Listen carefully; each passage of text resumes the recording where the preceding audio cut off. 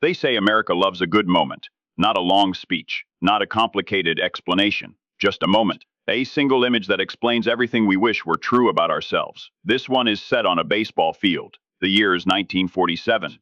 The crowd is restless, not the polite kind of restless, but the dangerous kind.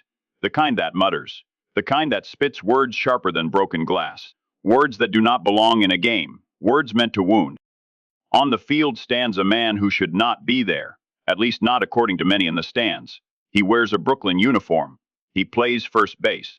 He carries the weight of a nation on his shoulders. He is being shouted at, cursed at, reduced to something less than human, not for how he plays, but for who he is. And then, so the story goes, something remarkable happens. From the shortstop position walks a teammate, not a rookie, not a rebel, but a respected veteran, a captain, and a man whose name already carries weight in clubhouses and cities across America. He walks slowly, calmly, deliberately. He does not shout back at the crowd. He does not argue with the umpire. He does not swing a bat or throw a punch. Instead, he does the unthinkable. He puts his arm around his teammate, just rests it there, casual, unmistakable human. The crowd falls quiet, not because hearts suddenly changed, but because something powerful just happened without words. The message is simple enough for anyone to understand. If you want to get to him, you'll have to go through me. That image, the arm, the shoulder, the silence, has been printed, replayed, retold, and taught for decades. It became a symbol.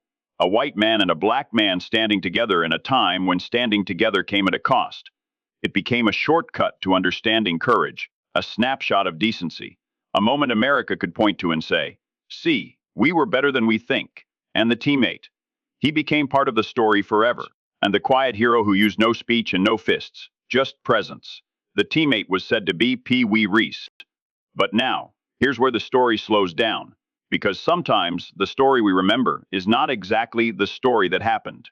Historians went looking, photographers searched their archives, newspapers were reread, box scores were examined, eyewitness accounts were compared, carefully, and something strange emerged. There is no photograph of that moment, no newspaper article from 1947 describing it. The no-game recap that mentions a shortstop walking over and placing an arm around his teammate during a barrage of insults. Not from Cincinnati, not from Philadelphia, not from St. Louis. The story, as vividly as it lives in our minds, does not appear at the time it supposedly happened. It appears later, much later, decades later. The story begins to surface. In speeches, in retellings, in documentaries, in school books. People remember it, they can see it, they can almost hear the crowd hush. But memory is a curious thing. The brain does not record history like a camera. It edits, it smooths, it fills in gaps. Especially when a story feels right. Especially when a story explains something we want to believe. This is what some now call the Mandela effect. When large numbers of people remember the same event the same way, even though evidence suggests it didn't happen as remembered. Not because of deceit, but because stories evolve. The deeper truth is this: Pee Wee Reese did support his teammate. That part is real. He spoke up in clubhouses when others stayed silent. He rejected petitions meant to keep the team segregated. He treated his teammate like a teammate. Publicly, privately, consistently, at a time when doing so risked backlash, isolation, and threats. That kind of courage does not always make headlines. It doesn't always create a single cinematic moment. Sometimes it shows up quietly, in who you sit next to, who you defend, who you refuse to abandon. And the man at first base. He later said that what mattered most wasn't one gesture, but knowing he wasn't alone. That there were teammates, not many, but enough, who made it possible for him to endure. So why does the arm around, the shoulder moment live on? Because it feels true.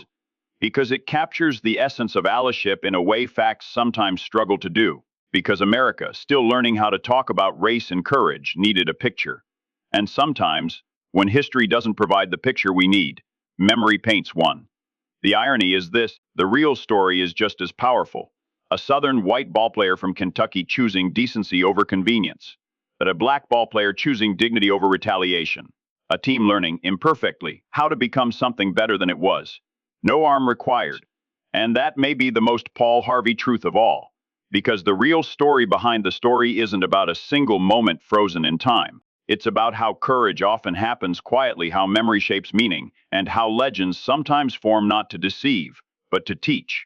And now, You know the rest of the story. The teammate was Pee Wee Reese and the man at first base was Jackie Robinson.